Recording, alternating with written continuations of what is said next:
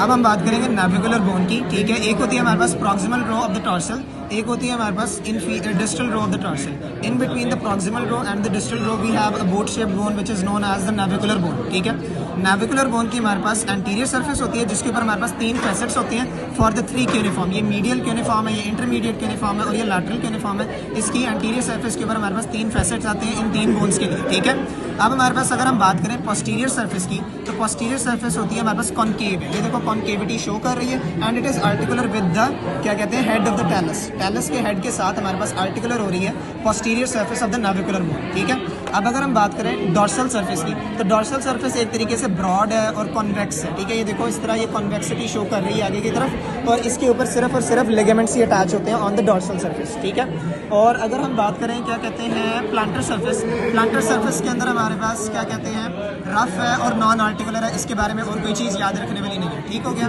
एक होती है हमारे पास मीडियल सरफेस और एक होती है हमारे पास इसकी लैटरल सरफेस। मीडियल सरफेस में इंपॉर्टेंट बात ये है कि इसके पास होती है हमारे पास एक ट्यूबरोसिटी। ये देखो ये प्रोजेक्शन हुई हुई है, this is known as the tuberosity.